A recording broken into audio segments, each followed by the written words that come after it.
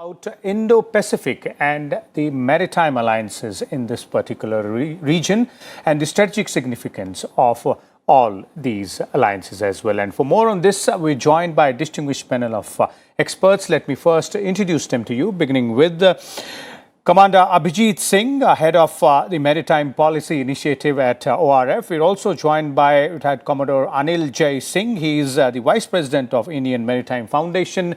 And we also have Manu Pabbi with us, Senior Editor, Economic Times, and somebody who keeps a tab on all the developments as far as strategic and defense aspects are concerned. Let me begin with you, Commander Abhijit, and let's try and understand the very concept of Indo-Pacific before we talk about the maritime alliances or the maritime domain awareness.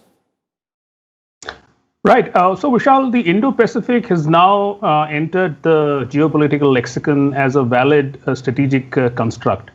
And it's not just India, but a number of other countries, the US, Japan, Australia, ASEAN, that have some degree of acceptance of the construct of the Indo-Pacific, which essentially combines two strategic theaters, the Indian Ocean and the Pacific, and sees them as one singular entity.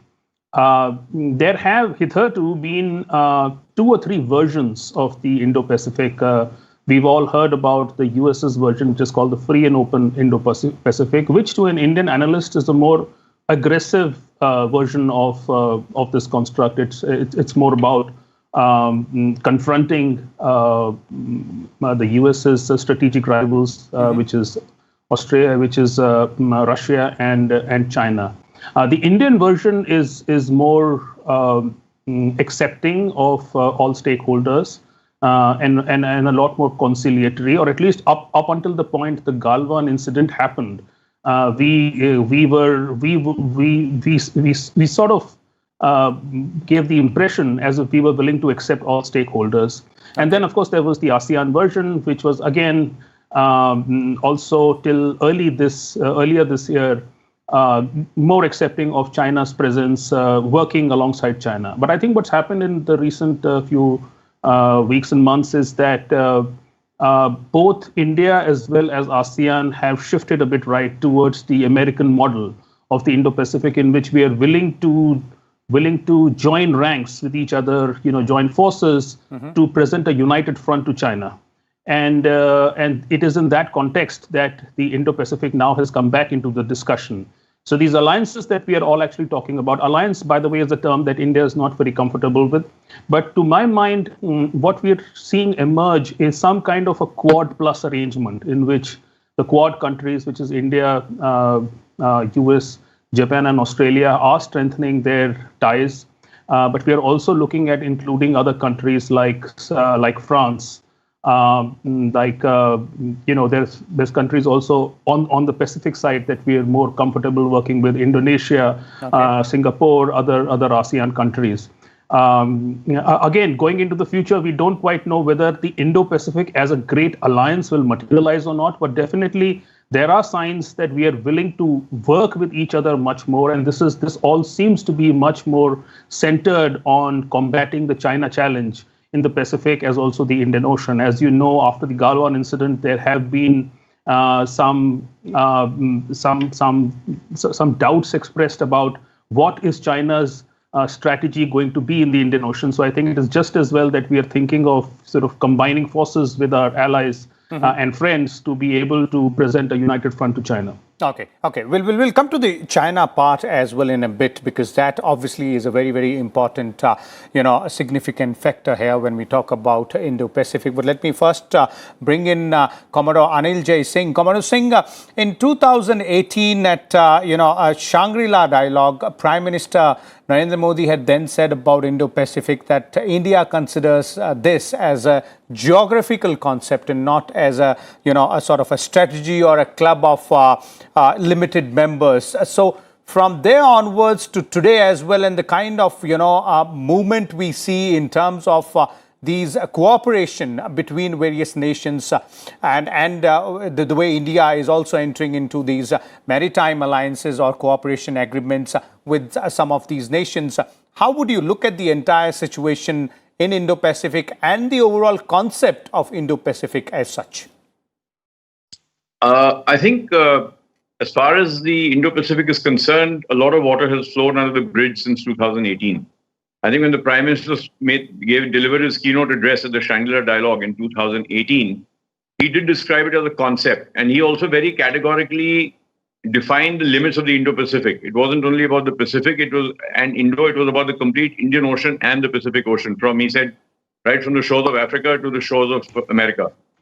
So I think from that concept in the last 2 years, as Abhijit brought out, things have changed. And for India particularly so, in the context of the recent standoff with China across the LAC. If you would recollect, also at the Raisina Dialogue in 2018, all the four chiefs of the four navies of the Quad were on a panel. And a couple of months after that happened, the Americans, PACOM, actually made a statement that I think the Quad is a non-starter. And that was mainly because India was very reticent about clearly stating that this has got anything to do with China. India's stand was always that we want this to be inclusive. It's for everybody in the region, a rules-based international order. We want to go with everybody. We are not against anybody. We are not taking a stand against China. But that, I think, in the last 6 months has changed. And we have seen a very clear and distinct shift in the Indian stance towards the Indo-Pacific region, towards the maritime democracies of the region. We've seen a shift from them. Who would have thought 1 year ago that Australia would be so vehemently opposed to China in less than 1 year? They've totally changed the stance 180 degrees. Japan has become more aggressive. Japan was very benign all this while. America always looked at it that way. And now a very significant aspect, I think, is that the Europeans have understood the importance of the Indo-Pacific. While the French do consider themselves an Indian Ocean power because they have territories here, and so their participation in the activities here is par for the course, even though they weren't a very big presence here earlier. But the Brits have now said that they will position aircraft carrier in the Indian Ocean and Indo-Pacific. And just last week, the Germans have enunciated an Indo-Pacific strategy. And the German defense foreign minister actually made a statement that this is where the shape of the international order tomorrow will be decided. So we have to be a part of it. So I think this acknowledgement of this shift, that the global balance of power, the global order is going to be shaped by this region, is very much now a recognized aspect by all countries of the world. They've also now, without many of them naming it, also clearly indicated that who they're worried about over here.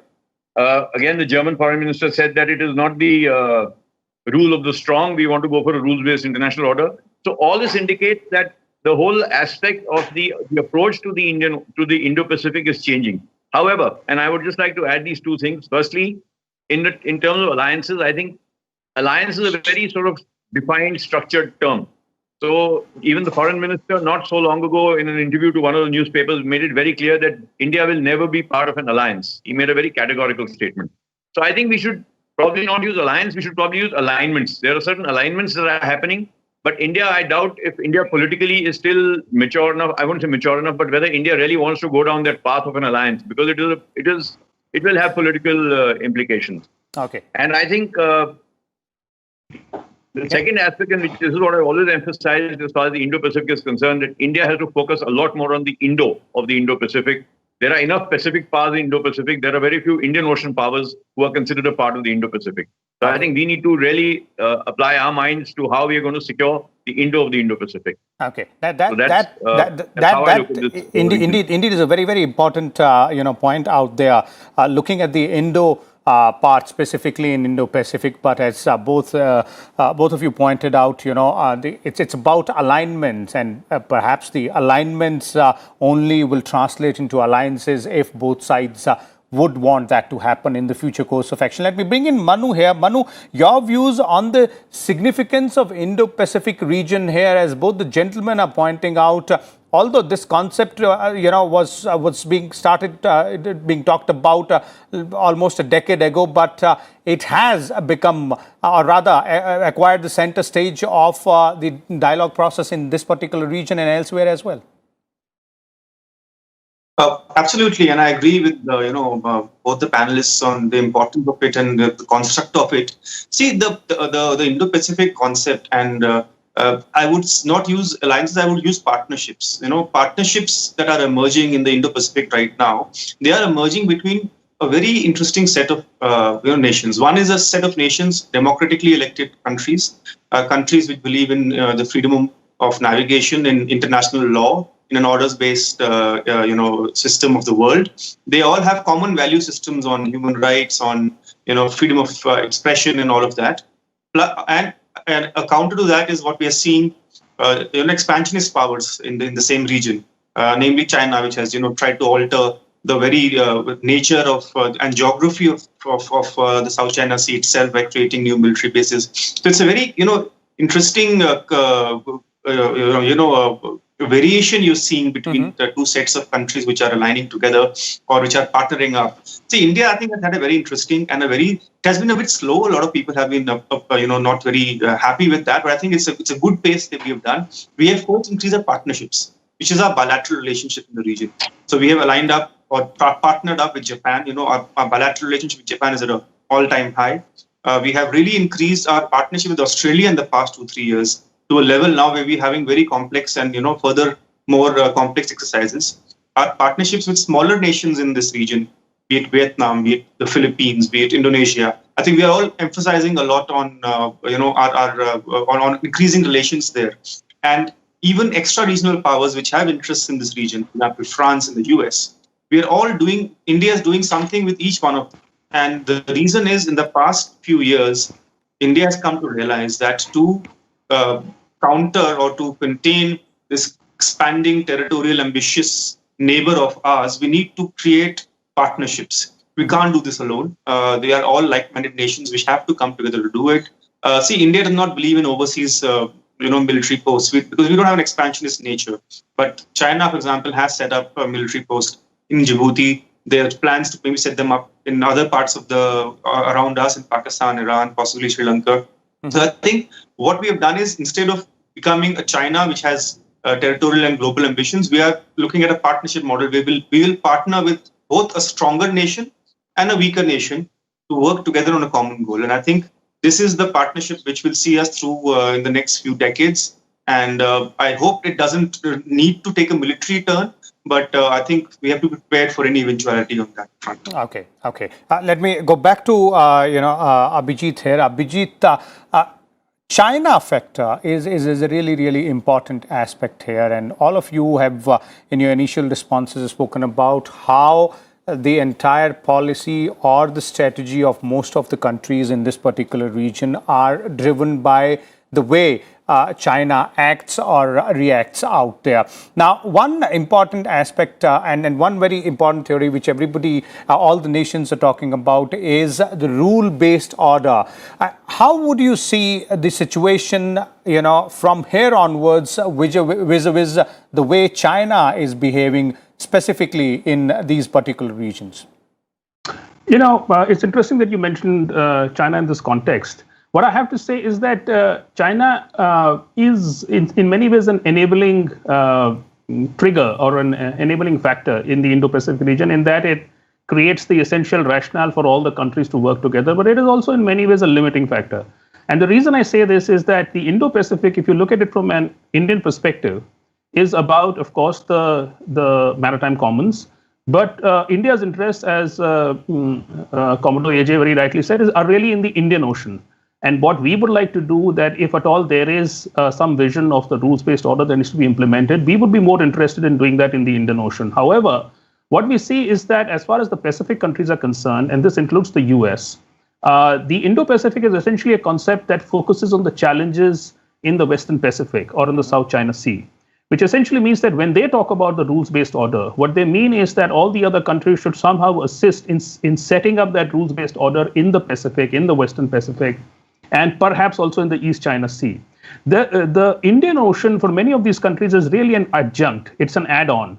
It's not the real theater of importance. Okay. So in that sense, there is a contradiction. But second, I would point out that even in our own approach to the Indo-Pacific, there are certain dilemmas or contradictions, which is that our Indo-Pacific strategy, we have recognized, recognizes ASEAN centrality to the Indo-Pacific, which is that we ourselves are saying that there should be buy-in from ASEAN into the concept. And ASEAN has up until now been actually quite a reluctant acceptor of the idea of the Indo-Pacific. It's only now that they have some time back that they came up with this whole Indo-Pacific vision, which was, by the way, quite soft on China. It actually didn't go the 9 yards in calling out the China challenge in the same way as the US has done or Australia has done, and for that matter now India is doing. Okay. But again, the problem is that all of our diplomacy with ASEAN in the Indo-Pacific region, it really revolves around non-traditional security challenges. It's around maritime security as in non-traditional maritime security. It's about benign challenges. It's about, marine conservation. It's about, issues like pollution, climate change, tourism. The China factor does not quite come in the way that it should. So I would say that this is not as straightforward as some of us would like to think it is. While there is a greater desire to work with each other, a lot of countries in the Pacific region are still not willing to upfront recognize the China challenge. And that, I suspect, is because China is a critical actor in the economics of that region.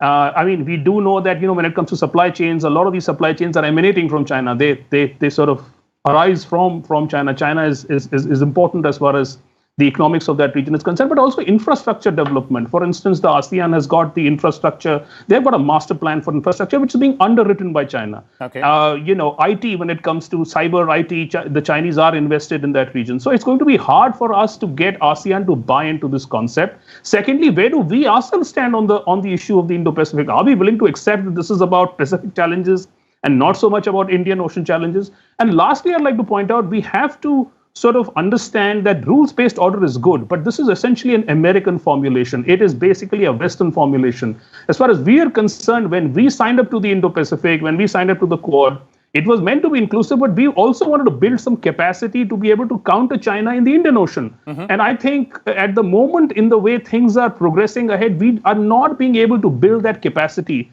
for ourselves to present that counter to China in the Indian Ocean. So I think it would behoove us to also recognize the constraints in the Indo-Pacific concept and not just see it as some enabling construct which is going to, contain the China challenge for all of us. Okay, wonderful. Commodore Singh, your views on the China factor there, and also how does India benefit from these partnerships or alliances which we are entering into, or agreements, specific ones with countries like Japan, Australia, France as well? How would that serve our interests? Firstly, I would agree with Abhijit when he says that, we still need to build a lot of capacity in the Indian Ocean to be able to counter the China challenge. China may be down at the moment, but it's not out. The ASEAN aspect, well, you've got to appreciate that these 10 ASEAN countries ultimately have to live in accommodation with China in their region. China will be the single biggest power in the region. They cannot afford to antagonize China. So they've got to live in accommodation with it.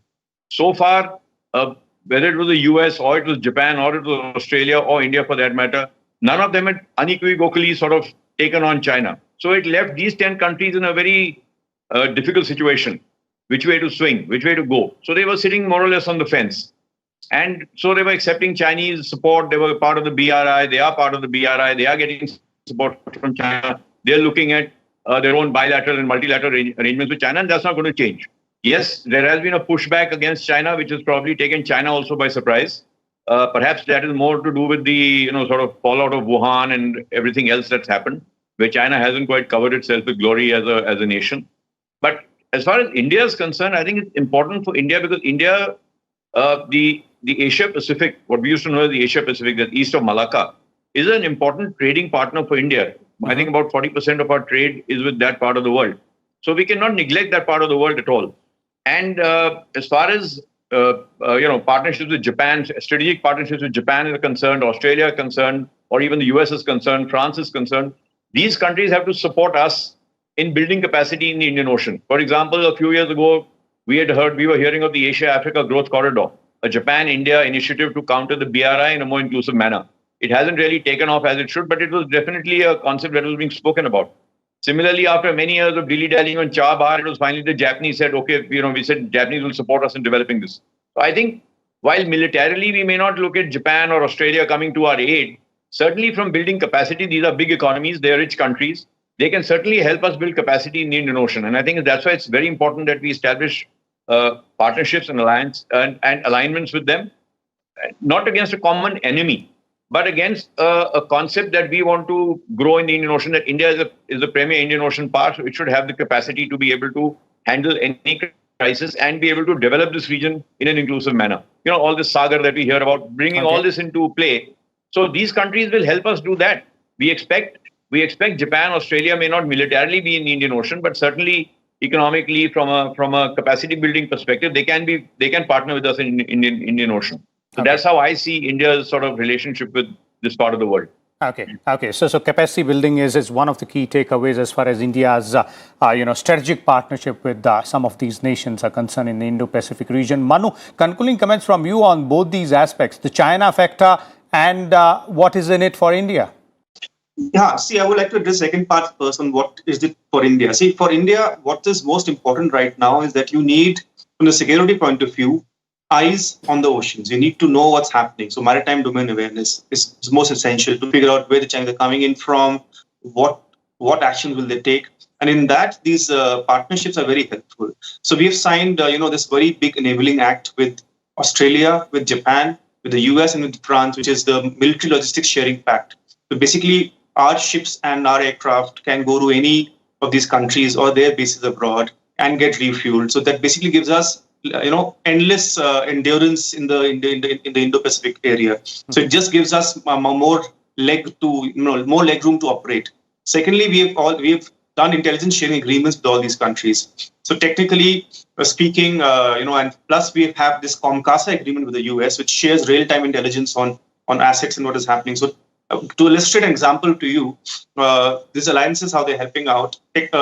For example, a Chinese submarine which puts out from, say, its base in China, travels close to Australia and comes into the Indian Ocean region. We can technically get a feed of it almost real time from assets tracking it through and through right to the Indian Ocean region. Now, this is a great capacity. You might not want to do anything with it, but it gives you the ability to understand what is happening around you. With Japan, what we have already getting is technology.